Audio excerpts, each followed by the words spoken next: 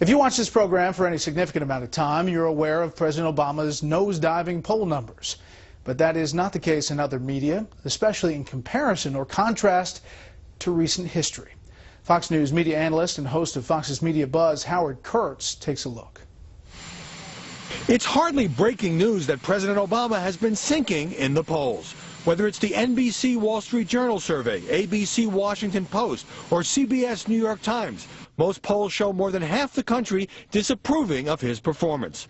Mr. Obama is now about as unpopular as George W. Bush was in his 6th year, when the Republicans lost control of both houses of Congress.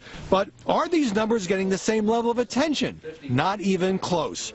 According to the Conservative Media Research Center, in the first 8 months of 2006, the 3 network evening newscasts ran 124 reports that mentioned polling results on Bush himself or his policies. Tonight, a new ABC News poll finds Americans' satisfaction with their president is at a 25-year low. Bad news for the Republicans as the president's approval rating falls to a new low. These are tough times these days at the Bush White House. The president's approval rating has hit its lowest point yet. And in the first 8 months of this year? Confidence in the president's leadership as commander-in-chief has never been lower.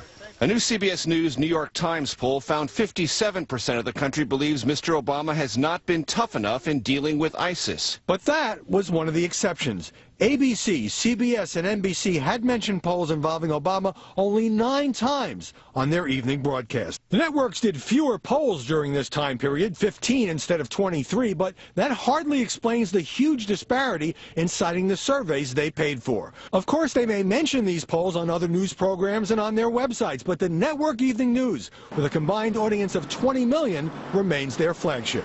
Polls are just snapshots, and the Republicans are even less popular than Barack Obama. It's not as though the networks are failing to portray the president as politically weak. But back when Bush was struggling, they sure seem more interested in the numbers. Brett? Howie, thank you. Another record day and a record close for the Dow after a gain of 14 today. The markets were helped by what could be a record IPO for China e-commerce giant Alibaba. The S&P 500 was down 1, the Nasdaq lost 14. For the week, the Dow surged 1 3/4 percentage points. The S&P 500 was up 1 1/4. The Nasdaq finished ahead 1/4. Is President Obama's broad coalition against ISIS a coalition in name only? We'll ask the panel after a quick break.